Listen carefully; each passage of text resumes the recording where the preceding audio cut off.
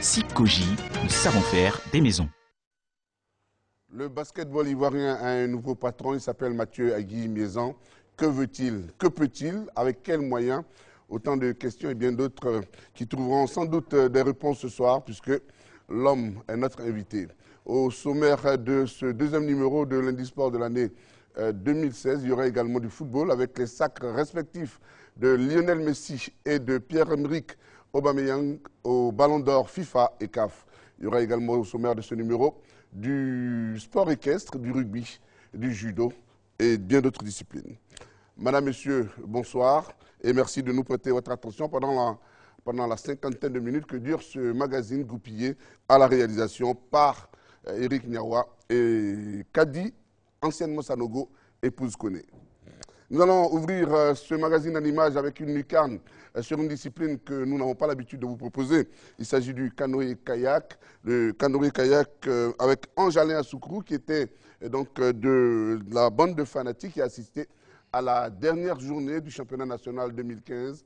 Dernière journée qui a eu pour cadre l'espace tourisme du district autonome d'Abidjan. C'était samedi dernier. Voici son commentaire.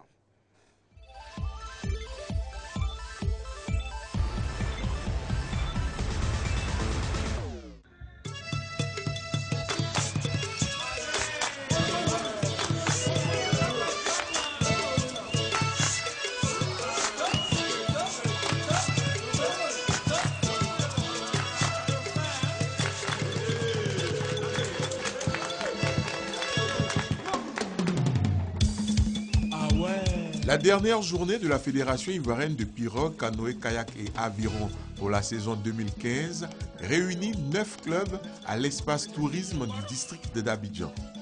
L'AS Marine, l'AZAC, Association sportive de canoë-kayak, le COD, Club Omnisport du Dabou et le NNKC, New Nautic Kayak Club, brillent à l'occasion de cette ultime journée.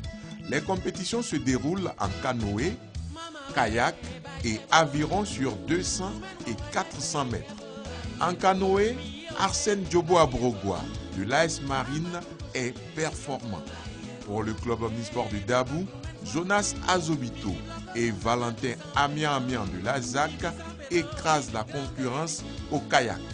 En aviron, Franck Aimé Ndri du New Nautic Kayak Club reste dans la dynamique de sa médaille d'argent acquise au championnat d'Afrique en octobre dernier en Tunisie. J'ai été premier, mais ça n'a pas été vraiment facile parce que j'ai compété avec un poids lourd qui était vraiment au niveau. Mais je me suis donné à fond et j'ai démontré que étant poids léger, je peux aller plus loin. Franck Emendri remporte du reste le marathon final couru sur 400 mètres en canoë et en kayak. L'AS Marine termine champion de Côte d'Ivoire avec 244 points et repart avec la médaille d'or. Ça fait la deuxième fois que nous sommes champions de Côte d'Ivoire. Vraiment, je remercie les autorités de la Marine nationale qui m'ont soutenu, qui ont fait mains et pieds pour qu'on puisse avoir tout le matériel pour entraîner les éléments de l'AS Marine. La médaille d'argent échoua à New Nautic Kayak Club, 242 points, et le bronze est pour l'AZAC, 192 points. La fédération a tenu à récompenser Franck Aimé Ndri et Ricardo Boei pour leur médaille d'argent en aviron au championnat d'Afrique en Tunisie. La nouvelle saison de la Fédération ivoirienne de pirogue, canoë, kayak et aviron démarrera le 23 avril 2016. Avant ce rendez-vous, les athlètes ivoiriens seront en Afrique du Sud du 1er au 4 avril pour les qualifications aux Jeux Olympiques en canoë et en kayak, session Afrique. Nous devons aller chercher des places qualificatives pour les JO. Et à ce niveau, nous sommes à l'étape de regroupement de la préparation. Mais nous avons besoin d'avoir plus de visibilité.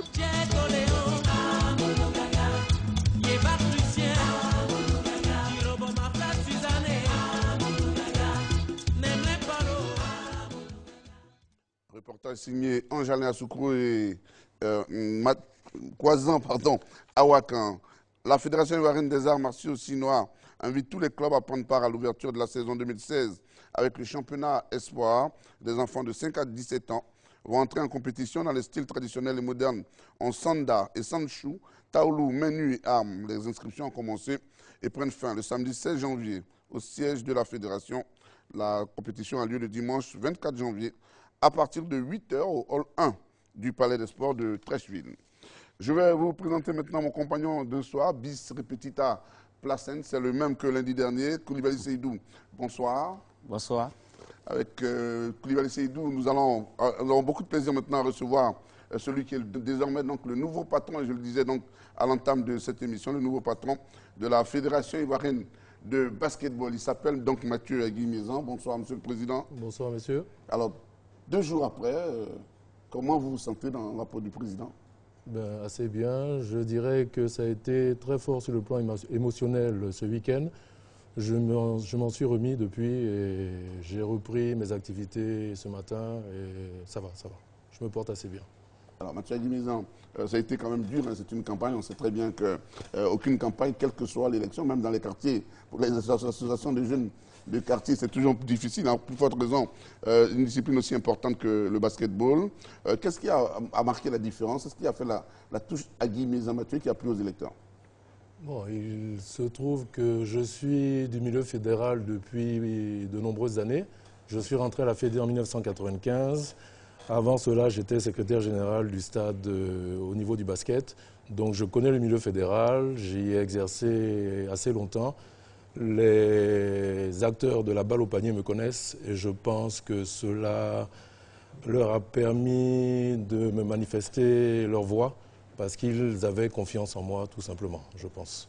Alors, l'une des particularités de la campagne, c'était cette plateforme et vous avez, j'ai failli dire briller par votre absence, mais c'était une question de quoi? De choix, de stratégie? De choix. Dès que le président du comité d'organisation, M. Aïdara, a manifesté le désir que les différents acteurs participent à ce débat, il en a précisé la date. Il a dit que c'était le 2 janvier, juste après les fêtes. Bon, nous avons une campagne très courte.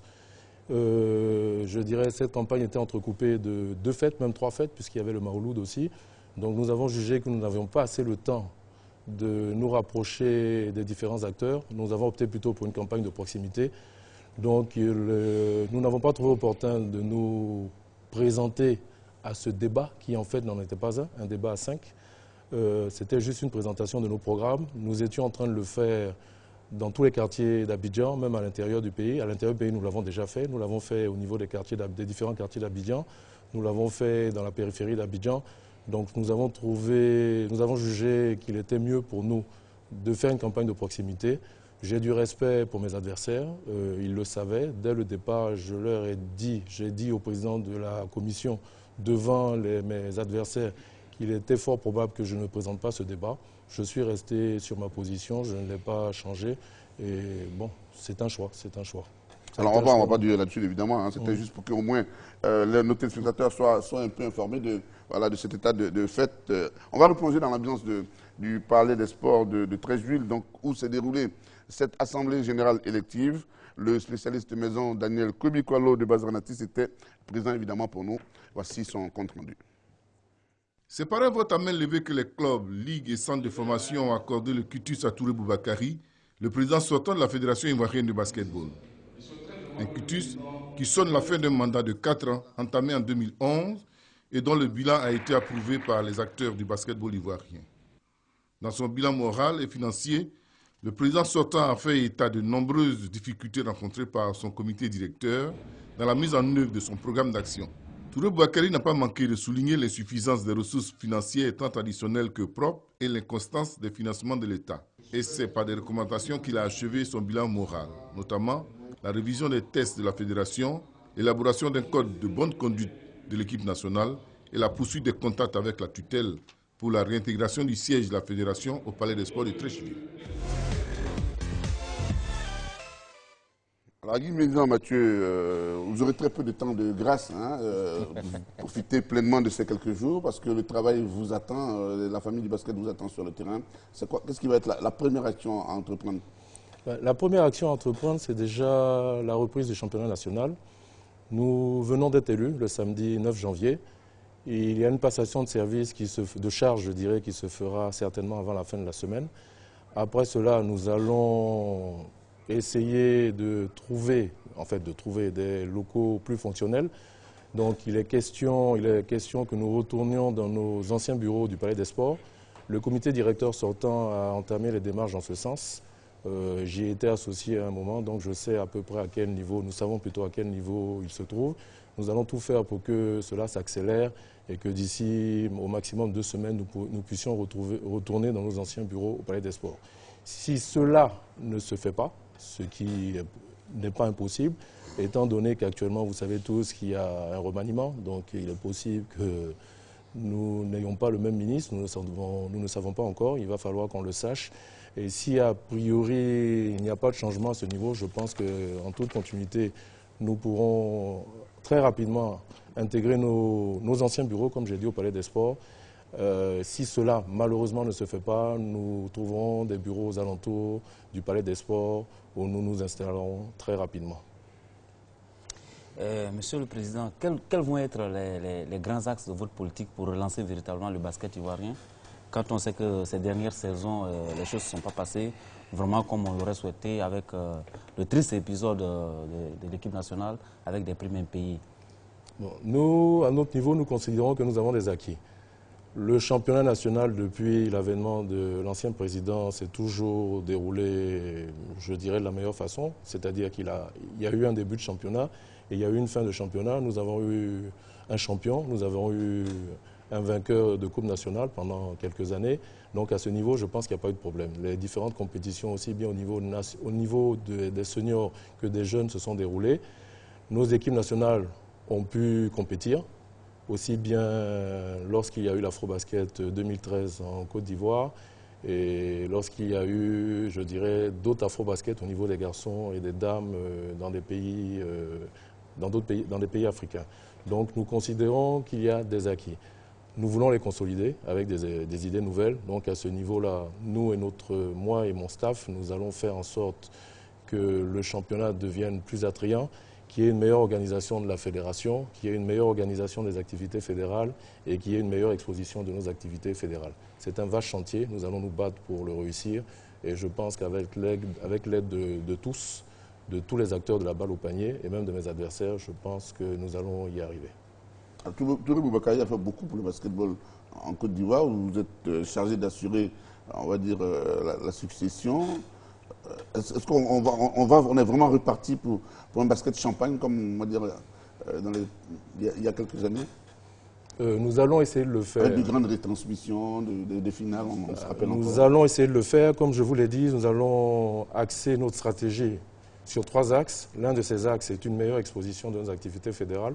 Pour cela, il est sûr qu'il faut qu'on ait de forts partenariats avec la presse et bien sûr de forts partenariats avec les médias. Vous êtes le principal média en Côte d'Ivoire, donc il va de soi que nous serons souvent dans vos bureaux, dans vos locaux, pour que vous puissiez très rapidement mettre en place une émission dédiée au basketball et que vous puissiez très rapidement venir filmer nos matchs en direct si possible et si ce n'est pas possible, en différé. Donc nous allons rapidement nous rapprocher de vous pour que des accords puissent être pris dans ce sens et que très rapidement notre basket, le basket ivoirien, retrouve sa place à la télé à côté du football, je dirais. On a vu une fédération surendettée, près de 53 millions de dettes qui ont été laissées à cette fédération. Est-ce que vous avez les moyens de votre politique? Nous pensons l'avoir. Il est clair que nous ne prenons la Fédé que le 9 janvier. La plupart des sociétés ont déjà arrêté leur budget de sponsoring, donc nous nous retrouvons dans une période assez critique. Il va de soi que nous avons déjà pris des contacts avec certaines sociétés de la place pour avoir, je dirais, des aides ponctuelles qui vont nous permettre de mettre en route ce championnat de transition, parce qu'il est clair que nous commençons le championnat qu'en février ou mi-février. Nous aurons un championnat qui va durer, disons, 4 à 5 mois au maximum. Donc nous serons dans une année de transition. Mais cette année de transition va nous permettre de nouer des partenariats plus solides avec justement certains annonceurs de la place ou certaines sociétés de la place. Nous les avons déjà contactés, nous avons déjà des accords de principe, il va falloir les formaliser. Et cela nous permettra l'année prochaine de faire un championnat, je dirais, aux standards internationaux. Donc un championnat de très bonne qualité, avec si possible un spectacle attrayant, sur et en dehors du terrain, parce qu'il faut que le basket ivoirien devienne, comme vous l'avez dit, un spectacle au niveau du palais des sports, au niveau du hall des sports, et même si possible à l'intérieur du pays. Alors, on revient tout à l'heure à vous, on va vous plonger dans l'ambiance de cette Assemblée générale élective. Après donc, le quitus accordé au bureau sortant dirigé par Touré Boubakari, place maintenant à l'élection, et une élection, comme vous le savez, n'est jamais gagnée d'avance. C'est un compte rendu encore de Daniel Kobi-Kwalo. C'est au thème d'un scrutin serré que Agui Mathieu a pris les commandes de la Fédération ivoirienne de basketball. Le président d'Azur, avec 35 voix, a été élu devant Mahama Koulibaly, du CSA qui a récolté 32 voix. Un duel serré qui a noyé les autres candidats. Ato Narcisse, 17 voix, Ademessa, 8 voix, et Bolichal, 7 voix ont été largement distancés. Le match s'est joué entre Agui Mathieu et Mahama Koulibaly. Le collège électoral composé de 66 membres était reparti comme suit. 33 clubs, 33 centres de formation, ligues et groupements d'intérêt. Les clubs avaient droit à 2 voix, les centres de formation 1 voix. Après le dépouillement des bulletins de club, Mahama Koulibaly semblait bien parti avec 24 voix contre 20 pour Agui Mathieu. Une avance qui allait fondre comme du beurre au soleil avec le vote des centres de formation et des ligues. Agui Mathieu, membre du comité directeur de la fédération de 1995 à 2003, puis de 2006 à 2010, est un enfant du sérail. Quelqu'un qui connaît bien la maison. Il aura pour mission de donner un nouvel élan au basketball ivoirien. Alors, Agui Miezan, soyons très honnêtes, pendant cette élection, c'était dur. Avez-vous un seul moment douté de votre victoire ou avez-vous vraiment douté de cette victoire? Bon, je tiens d'abord à faire un petit rectificatif. Je suis président de DCC et membre fondateur du Club Azur. Voilà. Il faut rendre à César ce qu'il y a à César. Le président du Club Azur est mon jeune frère Eric Kobi. Alors je repose ma question. Avez-vous été serré tout le temps ou avez-vous douté un moment de votre victoire? Bon, il est clair qu'à un moment j'étais mené, donc je me posais pas mal de questions, mais tant que le vote n'était pas terminé, j'avais de l'espoir. Et heureusement d'ailleurs, puisque au second tour, je dirais, c'est-à-dire le premier tour, c'était les clubs. Après le vote des clubs, j'étais bien sûr en deuxième position. Mais comme vous l'avez vu, vous tous, après le vote des centres de formation et des ligues, j'ai eu la chance de terminer au premier rang. Et j'en remercie le Seigneur et je pense qu'il était dit quelque part que c'est le staff de M. Mathieu Agui Miezan, donc moi, qui finirai premier. Et bon, tant mieux pour moi, comme on dit. Alors, y a-t-il un des adversaires, quel est l'adversaire que vous craignez le plus avant le début de l'opération de vote? Non, je ne pourrais pas dire que je craignais un adversaire plus qu'un autre. Nous sommes tous de la famille du basket, nous le connaissons tous. Nous avons tous nos forces et nos faiblesses. Chacun a mené sa campagne à sa façon. Et je pense que c'était aux électeurs de nous départager. Ils l'ont fait. Bon, l'écart entre le premier et le deuxième a été très faible. C'est la loi de la démocratie. Il se trouve que nous faisons une élection à la majorité relative. Il suffisait d'être assez stratège, je dirais, pour finir premier. Je pense l'avoir été. Donc, comme je vous l'ai dit, j'en remercie le Seigneur et je pense que ça a été une belle victoire de ma part. Alors, on va revoir également la réaction de vos candidats, de vos adversaires, donc les candidats malheureux de cette élection à la présidence de la Fédération ivoirienne de basketball, toujours au micro de Daniel Kobi-Kwalo. Il a beaucoup de choses à faire. Je sais aussi qu'il est conscient de cela. Donc, je lui fais confiance, on passe le flambeau. Mais ce qui est sûr, on restera à ses côtés pour lui donner les conseils nécessaires. On est fiers de ce que le président sortant vient de faire. Et bravo au vainqueur. Son programme est assez alléchant et il sera le mettre en action. Donc il n'y a pas de grande recommandation à faire, d'autant plus qu'il connaît bien le milieu. Le monde du basket a décidé donc, de choisir M. Agui comme président de la fédération. Donc je crois qu'il faut respecter à 100% et puis se mettre derrière lui. Donc on est à sa disposition pour pouvoir aider le monde du basket. De Depuis 1960, la SICOGI s'est donné pour mission d'offrir le meilleur à ses populations à travers la construction de logements adaptés au cadre de vie des Ivoiriens. Aujourd'hui encore, avec sa nouvelle vision et au travers du programme présidentiel, la SICOGI continue de produire des maisons en adéquation avec des commodités et des prix étudiés pour faciliter le quotidien de sa clientèle. Douée d'une expertise et d'une expérience dans le domaine de la construction, la SICOGI s'inscrit totalement dans l'émergence de la Côte d'Ivoire et ambitionne demeurer une entreprise immobilière de grande envergure, construisant des bâtiments avant-gardistes pour le bien-être de ses populations. SICOGI, nous savons faire des maisons. On a écouté les réactions des candidats malheureux, mais aussi du président sortant. Première réaction, tout de suite. Comme vous l'avez vu, nous avons fait cette élection dans un esprit très fair-play. Il n'y avait aucune animosité entre les différents candidats. Nous nous connaissions tous, nous avons des liens, même parfois familiaux, entre certains d'entre nous. Donc il aurait été difficile qu'une certaine animosité se déclare entre les différents candidats. Donc cette élection s'est passée dans un esprit très fair-play. Les candidats, même les différents candidats, plaisantaient pendant l'Assemblée générale élective. On plaisantait tous ensemble. Donc je pense que ça a été une belle leçon de démocratie pour le monde du sport. Et je tiens à féliciter le président du comité d'organisation, M. Aïdara, qui sincèrement a très bien, mais vraiment très bien organisé ces élections. M. Aïdara qui était notre invité donc, la semaine dernière et qui avait déjà, selon certains téléspectateurs, fait une très très bonne impression. En tout cas, bravo à vous, Monsieur le Président de la Commission électorale de la Fédération ivoirienne de basketball. Alors, le coup politiquement correct amène toujours le candidat vainqueur à dire que je vais tendre la main à mes adversaires. Est-ce que vous allez aller à un gouvernement d'union entre guillemets, ou bien vous êtes élu, vous allez travailler avec vos hommes? Nous avons gagné par un très faible écart, c'est vrai, mais c'est nous qui avons gagné. Nous avons un staff, nous allons essayer de mettre en place notre programme, nous allons le dérouler. Cela ne nous empêchera pas de nous intéresser à des personnes ressources qui sont dans les autres staffs et que nous trouvons compétents. Donc j'ai eu l'occasion de discuter dans la journée d'aujourd'hui, même hier avec mes différents anciens adversaires, je dirais. Et je pense que nous trouverons des terrains d'entente pour pouvoir travailler ensemble et peut-être concocter quelque chose ensemble.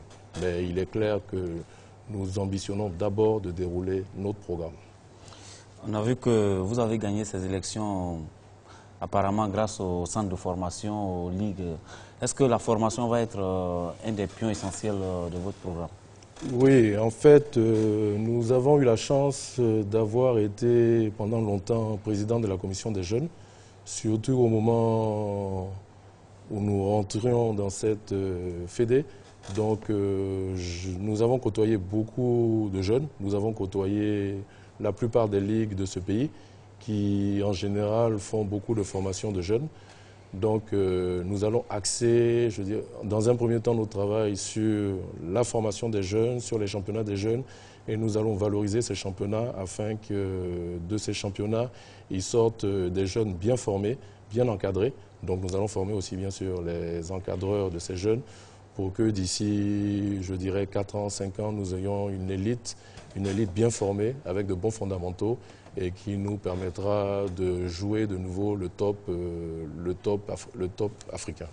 Alors, ma dernière question, je vais insister sur la question des moyens que Seydou vous a posée tout à l'heure. On a l'habitude de recevoir des présidents de fédérations ou de clubs qui nous chantent toujours le même refrain. On attendait l'argent de l'État qui n'est pas venu, on a des difficultés. Allez-vous être un président de fédération avec ces moyens ou encore un président qui attend inlassablement donc, les moyens mis à disposition par l'État? Nous vous rassurons, nous n'attendrons pas les moyens de l'État. Il est clair que pour tout ce qui concerne le championnat national, aussi bien au niveau des seniors que des jeunes, au niveau des ligues, il faudra que nous trouvions nous-mêmes les moyens de notre politique pour pouvoir organiser un championnat respectable sur tout le territoire national. Mais les équipes nationales plutôt dépendent, en fait, je dirais, dépendent de l'État de Côte d'Ivoire, dépendent donc du ministère.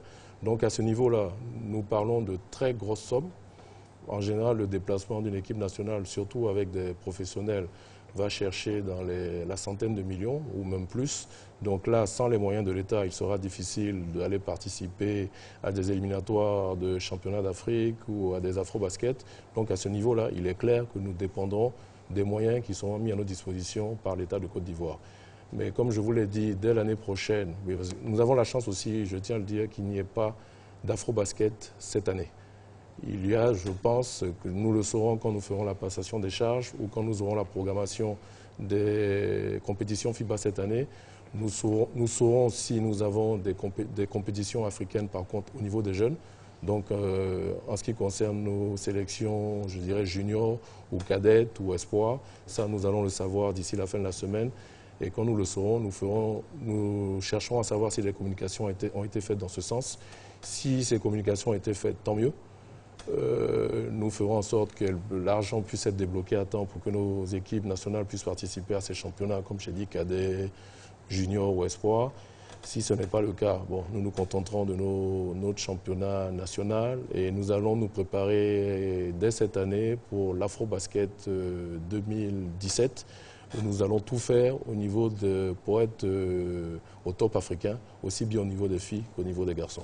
Merci beaucoup, Agui Mieza-Mathieu. En tout cas, félicitations encore une fois pour votre élection à la tête de la Fédération ivoirienne de basketball. Je voudrais vous dire au revoir avec ces quelques images qui vont peut-être vous faire sourire. Ce sont des images rapportées donc, par nos équipes de reportage. Merci et à bientôt.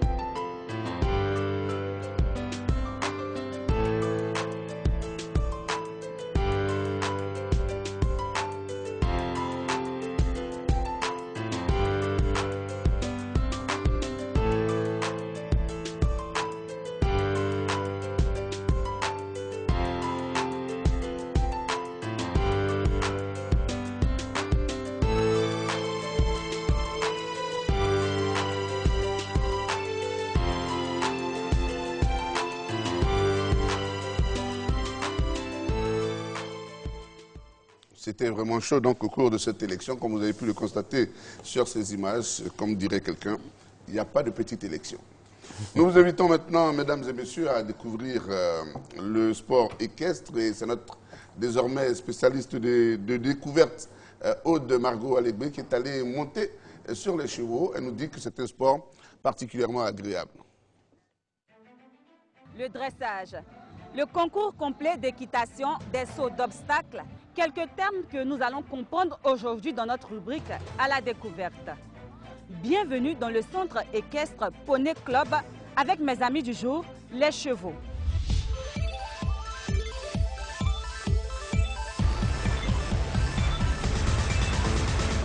Le sport équestre regroupe des disciplines diverses et variées dont la finalité n'est pas de remporter une course. Cette discipline réunit deux espèces biologiques différentes, l'être humain et le cheval. C'est le seul sport qui existe au monde où on est en contact avec un animal. Les autres sports, c'est ou une raquette de tennis et en particulier un ballon. Ça ne bouge pas, hein, c'est un élément mort. Mais là, vous avez à pratiquer un sport où on vous dit il faut faire ça et vous montez un cheval. Et si vous demandez à votre cheval de faire ça, c'est pas sûr qu'il va obéir. Donc il y a plein de psychologie. Il faut prendre sur soi-même. C'est une très bonne formation pour le caractère des enfants, être humble et de réussir à faire quelque chose. À la fois art, loisir et sport, l'équitation est la technique de conduite du cheval sous l'action de l'homme. Pour ce faire, il faut à l'animal un minima de commodité. Une écurie confortable, une nourriture convenable et des soins constants. Plusieurs types d'hébergement sont possibles. Le box, la stalle et la stabulation libre. Les disciplines d'équitation sont également nombreuses et variées. Nous avons les sports hippiques, les sports équestres, le concours complet d'équitation, les randonnées équestres, l'endurance, l'équitation western, la voltige en sec et l'équitation éthologique. Les chevaux domestiques appelés Equus Caballus ont été sélectionnés selon leur usage et leurs besoins pour l'équitation. Aux Jeux olympiques, 3 disciplines sont aujourd'hui représentées. le dressage, le concours complet d'équitation et le saut d'obstacles. En compétition, l'équitation est l'un des rares sports où les hommes et les femmes concourent à égalité.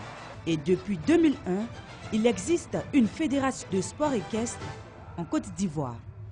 Sur le plan local, on a une compétition par mois, aussi bien au niveau du saut d'obstacles que des courses hippiques. On fait une compétition par mois pendant toute la saison qui dure l'année scolaire. Puisqu'en général, nos cavaliers, c'est des jeunes qui sont scolarisés. Donc on aligne le programme de compétition sur l'année scolaire. On commence en septembre, on finit en juin. Et on tourne à travers les clubs, puisque la fédération n'a pas de site. Donc c'est au niveau des clubs que nous faisons nos compétitions. Donc mensuellement, chaque club accueille une compétition. Nous avons des clubs de course hippique et des clubs de saut d'obstacles. Donc grosso modo, ça fait une dizaine de clubs. La gestion d'un centre équestre s'apparente à celle d'une entreprise et doit respecter les réglementations en vigueur dans le pays où il s'implante. Les accessoires sont une cravache, un harnachement, des vêtements appropriés, un casque d'équitation, des bottes, un nécessaire de toilettage, un centre équestre et bien entendu, un cheval. C'est avec beaucoup de regrets que je vous dis à bientôt pour une autre découverte.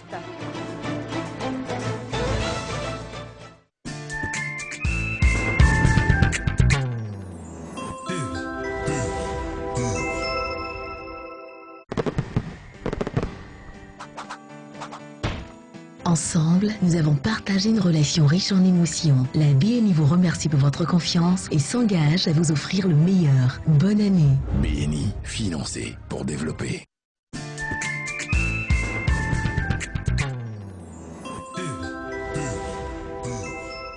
Et c'est avec beaucoup de regrets que nous vous avons vu descendre de votre cheval, ma chère Aude Margot Alébé. En tout cas, bravo pour cet élément. On va parler de football à présent avec, je l'ai dit, donc, le Ballon d'Or. C'est tout à l'heure à 19 h que la FIFA a dévoilé le nom du meilleur joueur du monde pour l'année 2015. Koulibaly Seydou. Il y avait le trio, donc Messi, Neymar et Cristiano Ronaldo. Finalement, c'est Messi qui a été désigné. Récompense juste ou contestable d'après vous? Non, il n'y a pas de contestation. 5e Ballon d'Or pour Lionel Messi, qui rentre encore un peu plus dans la légende du football mondial.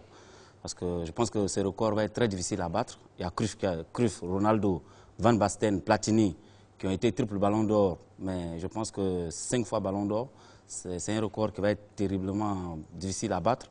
Et puis, il faut dire que Messi a eu une saison pleine, une saison très réussie. Avec 5 titres, il a été champion d'Espagne, vainqueur de la Coupe du Roi, vainqueur de la Super Coupe d'Espagne, champion de la Super Coupe d'Espagne, je disais, vainqueur de la Coupe du Monde des clubs. Donc 5 titres. Il a disputé 61 matchs, 52 buts. Je pense que effectivement, ça allait être très difficile. Ce n'est pas des victoires où il a été passif, en plus c'est des victoires où il est décisif. Oui, il a été très décisif. Et puis en plus, j'oubliais même, il a été finaliste de la Copa América, l'équivalent de la CAN d'Amérique du Sud. Et ils ont perdu au tir au but malheureusement. Mais il avait été très décisif pendant cette compétition, ce qui n'avait pas été le cas dans les autres compétitions avec l'Argentine. Donc je pense que Messi a eu une saison très complète. Alors, certains spécialistes voyaient également Cristiano Ronaldo, compte tenu des stats affolantes qu'il affiche. Oui, c'est une machine à marquer des buts, mais je pense que depuis un certain moment, Ronaldo est à l'image du Real Madrid. Et il ne marche pas très fort. Et puis, contrairement à Messi, il a eu une saison, je dirais une saison blanche. Il n'a pas été champion d'Espagne, il n'a pas gagné des titres avec le Real Madrid. Il n'a rien gagné pratiquement aussi avec le Portugal. Et je pense que l'absence de titres au niveau tant en club qu'en sélection ont joué en défaveur de Ronaldo. Je voyais plutôt peut-être Neymar, mais Neymar aussi avec le Brésil n'a pratiquement rien gagné, mais même s'il a gagné avec le Barça, les 5 titres remportés par Léo Messi, il a eu pour lui le désavantage de ne pas pouvoir faire une très bonne Copa América. Alors, ce garçon, doit-on pouvoir l'arrêter un jour, Lionel Messi? C'est le 5e titre, mais il n'est même pas exclu qu'il en ait encore un 6e, voire un 7e, puisqu'il a encore du temps dans sa carrière. Je pense que cela va être très difficile quand on regarde un peu le niveau des joueurs qu'il y a actuellement sur la planète. Et quand on voit aussi le niveau de jeu du FC Barcelone, quand on voit aussi le potentiel de l'équipe d'Argentine, je pense qu'il a encore la possibilité d'ajouter un 6e ballon d'or et même voire un 7e à son palmarès. C'est pour cela que je dis qu'il avance un peu plus encore dans la légende du football moderne. Et je pense que Messi a encore la capacité avec Barcelone de pouvoir être cette année champion. D'ailleurs, ils sont leaders du championnat. Donc, ils ont la possibilité encore d'être champions, de pouvoir gagner la Ligue des champions européenne. Et je pense que c'est des éléments qui vont plaider encore en sa faveur. Et quand on voit aussi les stats, c'est vrai qu'il revient d'une longue période de blessure. Mais quand on voit les stats qu'il est en train de réaliser actuellement, on s'est dit, bon, il y a la possibilité encore pour lui de gagner un ballon d'or dans les 2 ans qui suivent. Parlons du ballon d'or africain à présent, donc c'est, on va dire, le véritable buzz sur les réseaux sociaux avec la victoire donc, de Pierre-Emerick Aubameyang. Voilà, et Yaya Touré donc 2e avec cette réaction de colère donc, du capitaine de l'équipe nationale de Côte d'Ivoire. Oui, il faut dire que c'est une colère justifiée qui peut se comprendre. Mais Yaya, quand même, je pense que c'est quelqu'un de très important aujourd'hui sur le plan continental, sur le plan mondial. Et souvent, il y a des déclarations qu'il ne devrait pas faire à chaud. C'est vrai que, voilà, compréhensible, mais pas justifié quand même pour le statut, pour ce qu'il représente sur le continent. Mais quand on regarde aussi les titres glanés par Yaya cette année, quand on regarde un peu son palmarès, ses performances par rapport à Aubameyang, on s'est dit, bon, qu'est-ce qui s'est passé au niveau de la CAF? C'est vrai qu'on dira que toutes les associations n'ont pas voté sur 56 fédérations. Il y en a eu 13 qui ont eu des bulletins nuls parce que les bulletins ne sont pas parvenus à temps. Mais le quorum était largement atteint avec 46 fédérations qui ont quand même voté. Alors moi, j'aime beaucoup Yaya Touré, vous le savez, mais on va dire là, sur ce coup-là, le capitaine des éléphants de Côte d'Ivoire aurait dû ne pas faire cette déclaration, parce qu'en réalité, si on regarde... Mais de toute façon, il n'est pas seul, parce qu'on a vu André Ayou. En général, il faut laisser les autres le dire. Voilà, André Ayou, on a vu André Ayou aussi s'offusquer du fait de n'avoir pas eu le ballon d'or. On a vu Asamoah Jean qui a soutenu son compatriote. Et quand on regarde un peu, comme je le disais, Yaya a été quand même champion d'Afrique. Il a été très décisif pendant la CAN. Il a eu beaucoup d'influence parce que ce sont parmi là certains critères. Quoi, ses détracteurs voilà, les années où il a gagné, la Côte d'Ivoire n'avait pas gagné la CAN. Oui, mais il y a aussi l'équipe qui gagne la CAN. Si l'équipe n'avait pas un joueur assez décisif, assez présent, je pense que cette équipe-là aussi, on ne peut pas donner le ballon d'or à cette équipe si c'est un ensemble qui gagne. Je prends l'exemple de la Zambie qui a été championne d'Afrique. Dans cette équipe de Zambie, dites-moi qui pouvait être ballon d'or. Voilà. D'accord. Alors, en tout cas, bravo à Pierre-Emerick Aubameyang, bravo donc au Gabon qui a fêté, comme il se doit, son meilleur joueur. Nous, eh bien, on apporte évidemment toute notre consolation à notre capitaine. On espère évidemment qu'il reviendra rapidement pour glaner ce 5e trophée peut-être l'année prochaine, puisque avec Yaya, sachons-le, il y a encore beaucoup de belles choses à voir avec ce footballeur, le capitaine de l'équipe de Côte d'Ivoire. Mais en attendant, bravo à Pierre-Emerick Aubameyang. On parle maintenant de Ligue 2 en Côte d'Ivoire avec la troisième journée, voilà, avec les rencontres notamment entre l'USC Bassam et l'équipe de Bouaké Football Club. Ce sont 2 anciens pensionnaires de la Ligue 1, rencontre suivie par vous-même. Et avec une belle victoire, vous aurez donc l'occasion de repartir pour d'autres matchs à Bassam. Oui. Et puis, EFIM Stella Club, c'est une rencontre suivi à travers le regard d'un fanatique du Stella Club qu'a suivi Salif Ouattara.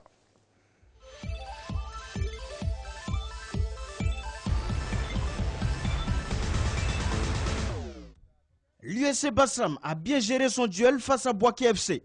Les Bassamois sont venus 3-1 à bout de Bouaké. Et pourtant, les choses ont mal commencé pour les insulaires. Sur un coup franc bien exécuté, Kouné Ladi a ouvert la marque pour Bouaké dès la 12e minute. Mais nullement ébranlé par cette réalisation, Bassam égalisait à la 32e minute par Traoré Zakaria suite à un coup franc de Koulibaly Lassine Junior. Un but qui a permis aux Bassamois de prendre le contrôle de la partie. Et dès la reprise, le même Traoré Zakaria corsait l'addition à la 48e minute. Une réalisation après laquelle le match devenait très offensif. Bassam se voyait ensuite refuser un but sur corner direct de Koulibaly Lassine Junior à la 63e minute. Partie remise, car à la 73e minute, le tir de Tourenza ne laissait aucune chance au gardien de but de Bouaké. Il donnait plus d'ampleur au succès de Bassam, aux grandes dames de Bouaké et pour le plaisir de celui de Bassam. Nous, on était venus pour prendre les 3 points cet après-midi chez l'adversaire. Malheureusement, comme vous l'avez constaté tous, hein, on a manqué de mordant. On a encore beaucoup à faire. La victoire est venue, mais il faut travailler encore. En dominant Boaké, l'USC Bassam a enregistré sa toute première victoire de la saison et s'est offert un peu d'air frais. Prosper Yoro, conseiller d'orientation, est attaché aux couleurs des Magna d'Adjamé depuis les années 60. Tout petit à cette époque, Prosper Yoro ne ratait aucun match de son club. Quoi de plus normal que plus de 50 ans après, il se rende au stade Robert Champroux de Marcory. Le club est tombé en division 2, mais Prosper croit toujours au retour du Stella sur la scène. Le Stella a été créé à l'Habitat 40. Quand on parle de Begré Inago, avec qui est un autre dévancier, je crois que le Stella a fourni les premiers joueurs du terroir. En fait, le Stella vient du Stella. Et quand on connaît Olé Basile qui est le premier entraîneur qu'on connaît, si vous demandez à un jeune de 60 ans qui est le premier entraîneur d'une équipe en Côte d'Ivoire, on dirait que c'est Olé Basile. Ça, vous ne pouvez pas me dire le contraire. Espoir partagé avec les joueurs et le staff technique du Stella Club qui veulent raviver les flammes d'antan en battant ce samedi 9 janvier les élèves du centre de formation Yo Martial. Première période avantageuse pour les Magnans qui oblige les élèves de l'EFIM à faire blocus autour de leur gardien, Paul Nododa. À la mi-temps, le score est de 0-0. Dure preuve pour Prosper Yoro. Je pense que la prestation est en deçà de la confiance qu'on lui plaçait. Je pense que c'est dû au fait que le championnat vient de commencer. Et donc les joueurs n'ont pas encore trouvé la vitesse de croisière de leur optimum, leur forme. Chaud d'explication dans les vestiaires. À part ces jours au milieu de terrain, il n'y a pas eu de déplacement du tout entre Yahweh, comme on appelle Silla et Adam. Vraiment, il n'y a pas eu de déplacement. Ça fait qu'on était obligé de chercher dans les couloirs. Mais... La seconde période ne se résume qu'à une seule action. Nous sommes à la 71e minute. Joël Gouekou Junior déborde la défense des Magnans. Pique un ballon pour Franck Stéphane Mappé.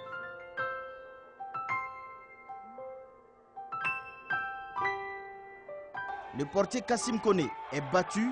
Longue période de doute dans le camp arbitral avant de proclamer le but. Les films jubilent. Les joueurs du Stella veulent en découdre avec l'arbitre. Discussion dans la loge officielle. Score final, 1-0 pour les films. Il y avait but pour moi. Il y a but, mais il y a but. Les gens peuvent discuter, mais moi j'ai vu qu'il y a but. La moindre des choses aurait été d'aller consulter son arbitre de touche pour savoir pourquoi il ne le suit pas dans le rond central. Je crois qu'on le voit partout. L'arbitre a décidé tout seul. Bon, qu'est-ce que tu veux? Il y a parfois des buts qu'on accepte, il y a des buts qu'on n'accepte pas. L'arbitre est le seul à décider. Il est le maître. C'est lui qui dit qu'il y a but ou il n'y a pas but. Moi, de ma position, vraiment, je ne pouvais pas juger. Nostalgique des temps de gloire de son club, Prosper Yoro, le styliste, rentre chez lui, la gorge nouée.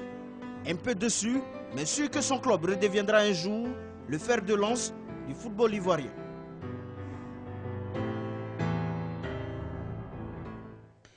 Et voici quelques résultats. Donc, les résultats qui ont émaillé cette troisième journée de la Ligue 2. Dans la poule A, donc, les films a battu le Stella, on l'a vu. Il y a également la victoire de Songon. Donc, pour la première victoire de Songon face à Cosmos, l'Alliance de l'Indéné s'est imposée face à l'US Koumassi. Et puis, dans la poule B, eh bien, c'est la victoire du WAC. Le WAC avait donné une bonne impression en Coupe nationale l'année dernière. S'est imposé face à Shadrach. L'US Bassam, on l'a dit, a battu Boaké 3-1. Ici à Oazi, large victoire, 4-0 face à Sirocco Football Club et la victoire également de l'AC Saint-Fra face à l'US Fermier. Donc les résultats de cette troisième journée et puis le classement donc au terme de cette troisième journée de la Ligue 1, la Ligue 2 pardon, avec dans la poule A, on l'a vu, les Séraphins sont premiers avec 7 points, suivis de Cosmos et du Stella Club d'Adjamé. En bas des tableaux, le Club Omnisport de Boisflé, l'IFER et l'entente sportive de Bingéville ferment donc la marche. Et on va voir la poule B également dans le classement, c'est le WAC qui, pour le moment, mène le bal. Le WAC avec 9 points, suivi d'Issia Ouazi et de Boaké Football Club. L'AC Saint-Fra, le Sigilolo et l'AC Saint-Fra sont bons derniers donc, de cette poule B. Au programme de la 4e journée, il y aura Club Omnisport de Boisflé-Ifer, Séraphin San Pedro, Stella Club Adjamé Cosmos, Belgeville Alliance Saint-Denis, US Koumassi EFIM et Adjaké Sangon dans la poule B. Il y aura Issia Chadrak, Ivoire Académie Siroko, Boaké Yamoussoukro, WAC US Fermier, AC Saint-Fra US Bassam et Sigilolo Athlétique d'Adjamé. Un petit mot de l'élection à la Fédération ivoirienne de football.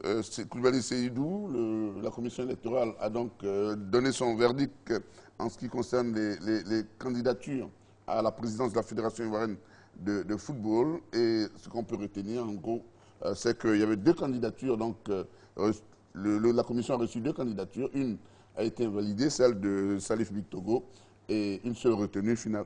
Ce sera donc le président sortant, Sidi Diallo, qui est donc ce soir, le seul candidat retenu par la commission électorale. Un petit commentaire.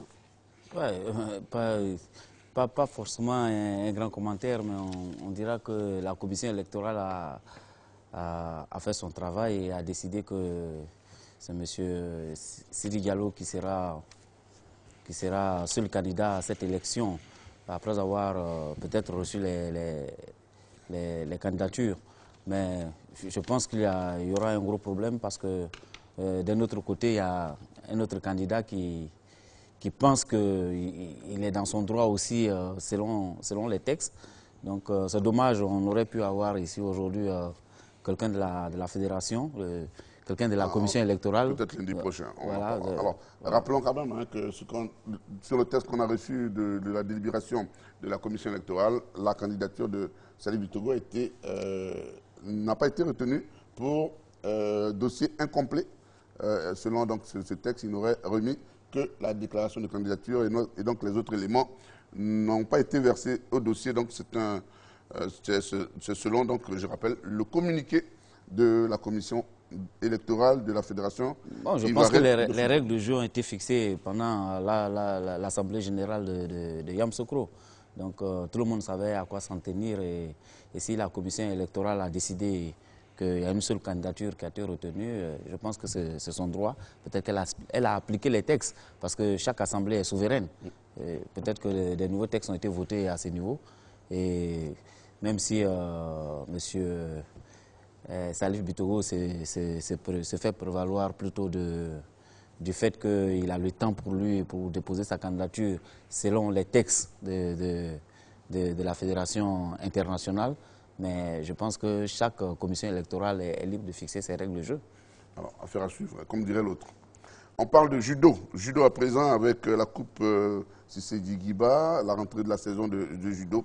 C'était dimanche donc au gymnase des sapeurs-pompiers de l'Indénié. Daniel Kobikwalo y était. La Coupe Sissédi Guiba, première compétition de la saison 2016, a réuni au gymnase des sapeurs-pompiers de l'Indénié ce dimanche 130 athlètes. Une première rencontre des judokas qui a connu de beaux combats. Finale, moins 81 kg, junior senior garçon, durée 5 minutes. Maïga Mohamed en bleu face à Eno Jean-Michel. Le combat est dirigé par Maïga qui prend d'entrée la direction des opérations pour envoyer Jean-Michel au tapis après 1 minute 47 secondes. Chez les moins 66 kg, le médecin Bama Miamo du judo club de la Riviera, un peu handicapé par une blessure au menton lors des éliminatoires, a usé de son expérience et de sa patience pour terrasser Gorebi Kalou, un peu trop offensif. Ippon et victoire de Bama Miamo. Il ne peut pas faire un combat de plus de 3 minutes. Donc moi quand c'est comme ça, j'attends que les 3 minutes passent et puis maintenant moi je rentre mon attaque. Seulement il doit travailler au niveau du souffle, au niveau de son endurance. Il est très fort physiquement, mais c'est l'endurance qui manque et puis la tactique. Avec ça, s'il a ces deux-là, il sera vraiment un très grand champion. 44 secondes ont suffi à Daboné Abraham du CSK Koumassi pour prendre le dessus sur Etienne Adam. Combat technique et bien mené par le champion Daboné qui était attendu par les membres de son club. Finale des lourds, plus de 100 kg. Pono Witry, 18 ans du judo club de la Riviera, est face à Kocha Ange. Ici, Le véritable adversaire, c'est le souffle. Les deux adversaires se jaugent avant que le sociétaire de l'INJS ne profite d'une inattention pour placer un hip-on sur Polno un peu fatigué. Je pense bien que la saison a bien commencé pour moi, ma première médaille d'or. Dernière finale, et c'est la plus rapide chez les dames cette fois, moins 63 kilos. Dabonès Zouleïa, médaille de bronze aux Jeux africains du CSK, a vite réglé l'équation Koulibaly-Salimata de la SOA en 23 secondes. Après ce beau travail que je viens de faire, ça prouve que je m'entraîne. Voilà, je vais continuer de toujours m'entraîner comme ça, quoi.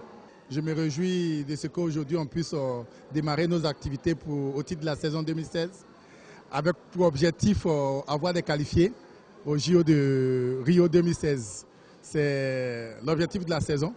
Les titres de champion d'Afrique, 7, mais la qualification pour les JO sont vraiment le point d'ordre de cette année-là. À l'heure des récompenses, les 3 premiers classés dans les 27 catégories de poids ont reçu leur médaille des mains des grands maîtres. Zoku Firmin, Bois Yves et Kwame Yao. Mais bien avant, le grand maître Kwame Yao, formateur de grands champions, a été élevé au grade de Saint-Cyr avec la ceinture noire, 6e dan.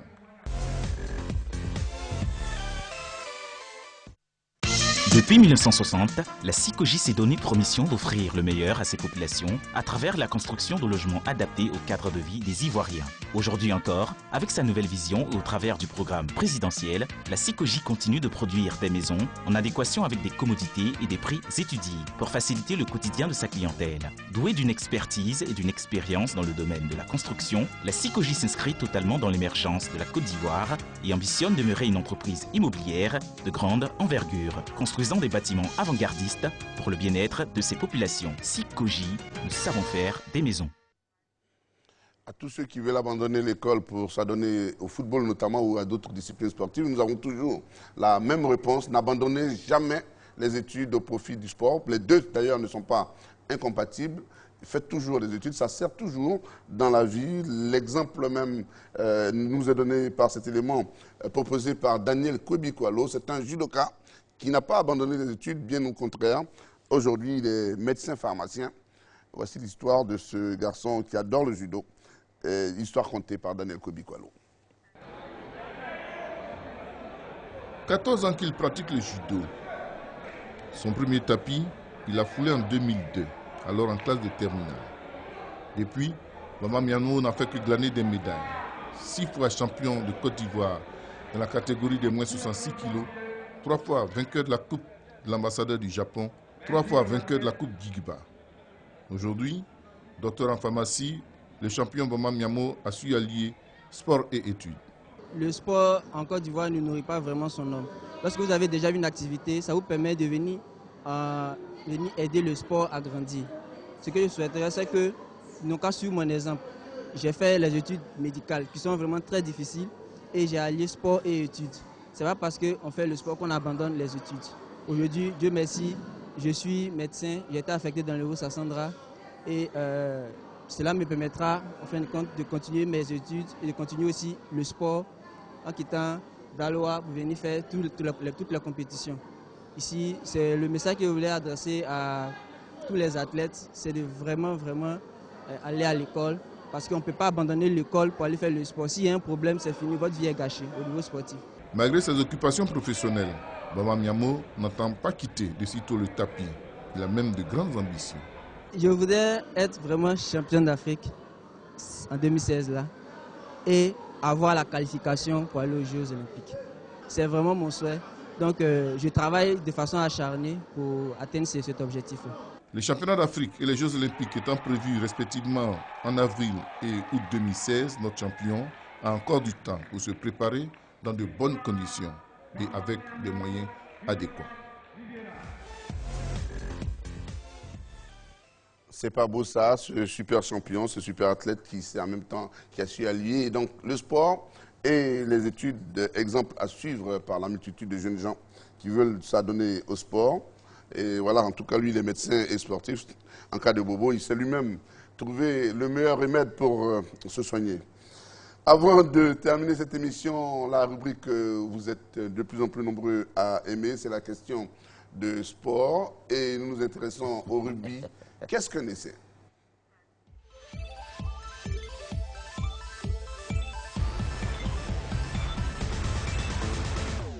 Un essai en rugby, c'est le fait de poser le ballon au-delà de la ligne de but, dans la zone de l'embut en tout cas.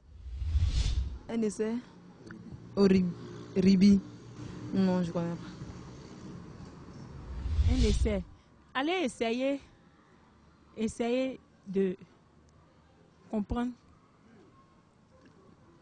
ce qui c'est que le rugby. Un essai au rugby.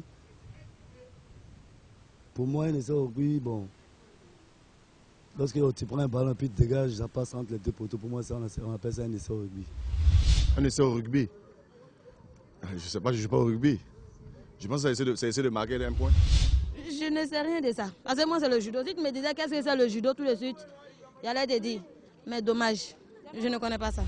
Un essai, c'est lorsqu'on fait une marque au rugby, lorsqu'on plaque le ballon au sol derrière les embuts. Ah, ça, j'en sais rien. Bon, je sais que le rugby, c'est un jeu, un sport aussi. Bon, maintenant, un essai de rugby, là, je ne sais pas.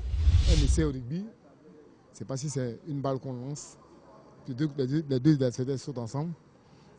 Moi, mon avis, c'est ça peut-être, quoi. Sinon, j'en sais rien. Un essai au rugby. Je sais pas. On prend le ballon, on vient, il y a les poteaux, on pose le ballon derrière les poteaux et l'équipe adverse, c'est un essai. Voilà, notre équipe a marqué un essai.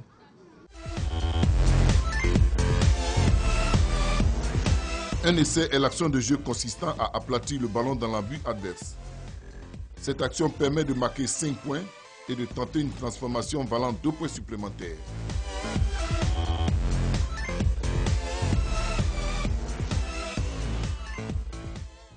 Et rappelons pour terminer que les enquêteurs allemands ont donné la thèse du suicide à propos de la mort de notre compatriote Steve Gowri. Steve Gowri, dont le corps devrait être rapatrié au cours de la semaine en Côte d'Ivoire pour son inhumation. Je voudrais terminer cette émission en vous disant merci encore de votre aimable attention, en vous disant qu'en 2016, mettez l'accent sur la générosité, soyez généreux, donnez, faites-vous plaisir. Et quand vous donnez, vous recevrez en retour, car comme dit le proverbe africain, celui qui n'aime pas donner aux autres ne doit pas se retourner quand il entend « Tiens, bonsoir ». Sikoji, nous savons faire des maisons.